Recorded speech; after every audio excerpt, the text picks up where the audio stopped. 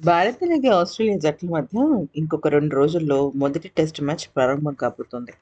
ఈ మొదటి test match నేపథ్యంలో చాలా అంటే చాలా వైవిధ్యభరితమైన కష్టాలను భారత జట్టు ఎదుర్కొంటోంది. ముఖ్యంగా గాయాల విషయంలో. ఎందుకనంటే అక్కడ ఆస్ట్రేలియాలో పిచ్‌లన్నీ కూడా పేస్‌కు అనుకూలించే పిచ్‌లు కావడంతో చాలా తీవ్రంగా దెబ్బలు అనేవి తగులుతున్నాయి. ఎందుకంటే బంతనేది బౌన్స్ అవ్వడం వల్ల ఆటగాళ్ళకి గాయాల పాలవుతున్నారు. అయితే మరి మొదటి టెస్ట్ మ్యాచ్‌కి ఇప్పటికి రోహిత్ శర్మ రాడు అనేది కన్ఫర్మ్ అయిపోయింది.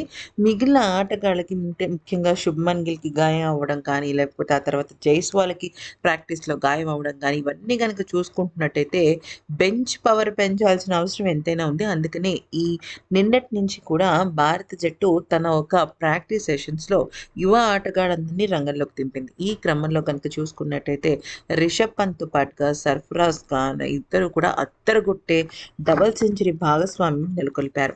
అయితే విరాట్ కోహ్లీ మాత్రం బౌ ఆహ్, విరాట్ కోహ్లీ మాత్రం పేస్ బౌలింగ్‌లో చాలా తడబడుతున్నాడనమాట. ఇక మరొక వైపు బౌలింగ్ విషయంలోకొచ్చినట్టయితే జస్‌ప్రీత్ బుమ్రా ఒక్కడే స్ట్రాంగ్‌గా బౌలింగ్ చేస్తున్నాడు. మిగతా వాళ్ళు తేలిపోతున్నారు. అందుకనే ఈ రోజు నుంచి అంటే నిన్నటి నుంచి కూడా దాదాపుగా వాళ్ళు 10 అవర్స్ ప్రాక్టీస్ సెషన్స్ చేశారు.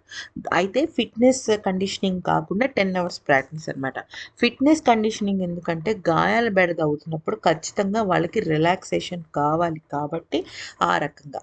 అయితే ఇక బ్యాటింగ్‌లో మన భారత ఆటగాళ్ళు పుంజుకున్నారు కానీ బౌలింగ్‌ల విషయంలో మాత్రం ఇంకా భారత ఆటగాళ్ళు ముందుకు రావాల్సిన అవసరం ఎంతైనా ఉంది. ముఖ్యంగా చెప్పాలి అంటే భారత్ బ్యాటింగ్ బలం బాగా పెరిగింది. బౌలింగ్ కూడా పెరగాలి అంటే జస్‌ప్రీత్ బుమ్రా నేతృత్వంలో యువ ఆటగాళ్ళు జస్‌ప్రీత్ బుమ్రాని చాలా చక్కగా ఫాలో అవ్వాల్సిందే. మరి ఈ వీడియో నచ్చితే లైక్ చేయండి, సబ్స్క్రైబ్.